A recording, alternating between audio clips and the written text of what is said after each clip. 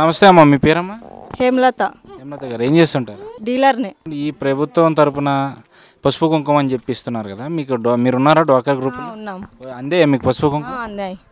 ఎంత వచ్చాయి ఇప్పుడు వరకు? ఫస్ట్ 10,000 వచ్చినాయి, ఇప్పుడు 6,000 వచ్చినాయి, ఇప్పుడు మళ్ళీ 4,000 ఇస్తామన్నారు. ఎలా ఉంది ఈ ప్రభుత్వంలో? అందరికి న్యాయం జరుగుతుంది అనుకుంటున్నారు? బాగుంది అంతా. సీసీ రోడ్లు అన్నీ బాగున్నాయి, ఇల్లు లేని వాళ్ళకి ఇల్లు కట్టించినారు, అంతా బాగుంది. మళ్ళీ అధికారంలోకి వస్తుందంటారా తెలుగుదేశం? రావాలా, అధికారంలోకి సీఎం చంద్రబాబు నాయుడే కావాలి.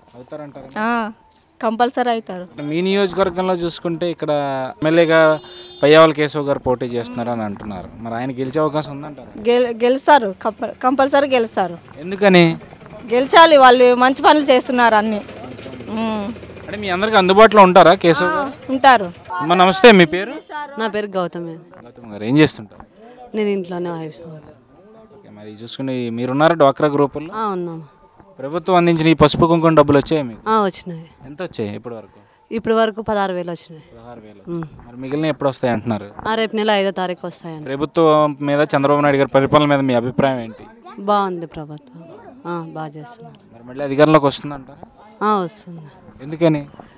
ఆయన అన్ని బాగా చేస్తున్నాడు కదా, పసుపు కుంకుమ ఇవి పెండ్లి కానకంట అవి ఇవి అన్ని చేస్తున్నారు కాబట్టి వస్తుంది. చూసుకుంటే మీ నియోజకవర్గంలో టీడీపీ నుంచి పయ్యావుల కేశవ్ గారు పోటీ చేస్తున్నారని చెప్పని అంటున్నారు కదా, మరి ఆయన గెలిచే అవకాశం ఉందనుకో? ఉంది.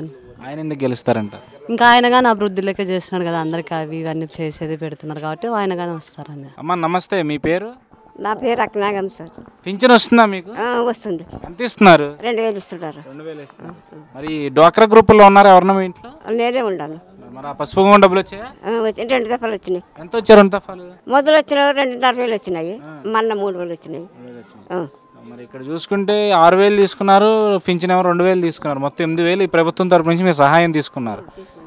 ఎలా ఉంటుంది మరి ఈసారి తెలుగుదేశం ప్రభుత్వం కానీ చంద్రబాబు నాయుడు గారికి కానీ గెలిచే అవకాశం ఉందనుకుంటున్నారు?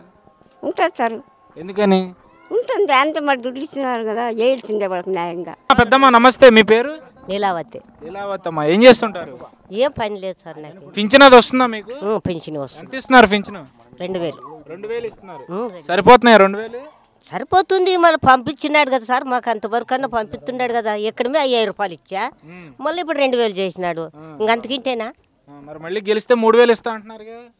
ఇస్తానంటున్నాడు, పక్క వస్తాడు. ఎవరు? చంద్రబాబు నాయుడే. చంద్రబాబు నాయుడు గారు ఎందుకని వస్తారు మళ్ళీ? మళ్ళీ అన్నీ చేస్తున్నాడు కదా సార్. ఇప్పుడు ఇవి రుణమాఫీలు కానీ ఇడిచినాడు కదా, పసుపు కుంకాల దుడ్లు 2 తూర్లు ఇడిచినాడు. మీరున్నారా పసుపు కుంకంలో? మరి పసుపు కుంకం వచ్చినాయి సార్. పింఛన్ తీసుకున్నారు, పసుపు కుంకం మేము కోరుతుండాం, ఆయనే రావాలా. కేసులు కానీ బాగా చేస్తాడు మా ఊరికి, ఏం పర్వాలే. ఎవరు? పయ్యావుల కేసులు.